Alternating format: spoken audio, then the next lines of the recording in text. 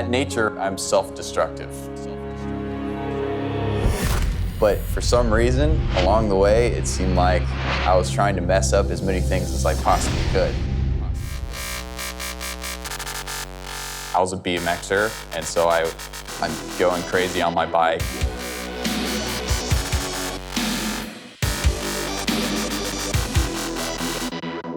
I hurt my ankle. And I got prescribed hydros at the time that I was on diversion at the same time. And so that then became my new thing. When I first took drugs and alcohol, it was like just a relief off my shoulders. Yeah, my story was always, well, at least I'm not shooting it, or at least I'm not homeless. It would always go at least, to the next thing when I became that next thing. So I ended up with heroin after doing Oxy. My life revolved around drugs and alcohol, getting my next fix, and sold anything worth value, sold all my dad's stuff. And then he'd get it out of the pawn shop, and I'd sell it again.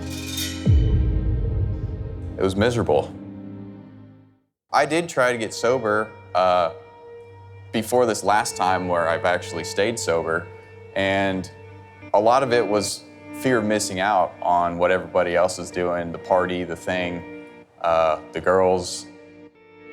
It was a number of things, really. It was me trying enough times to get sober on my own, and my life and relationships falling apart around me. My mom was always trying to get me into rehab facilities, this one in particular, and so I finally called her up and said, I'll go check out that place that you've been wanting me to check out.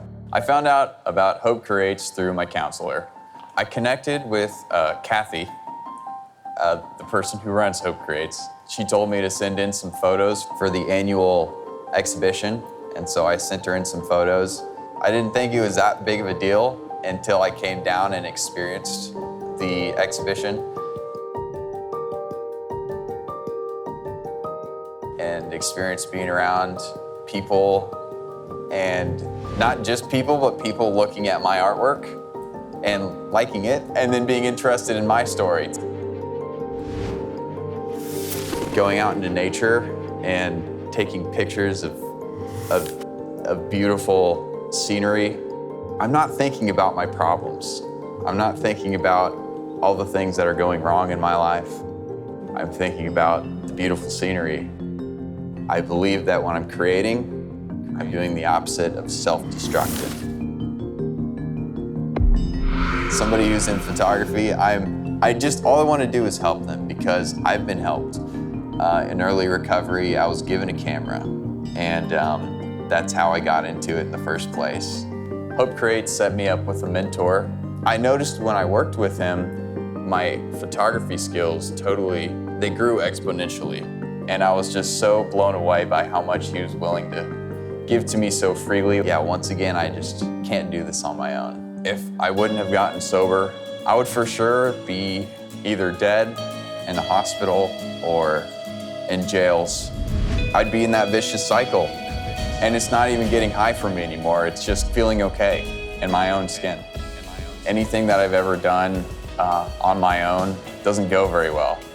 But when it's attributed to others being in my life, the sky's the limit.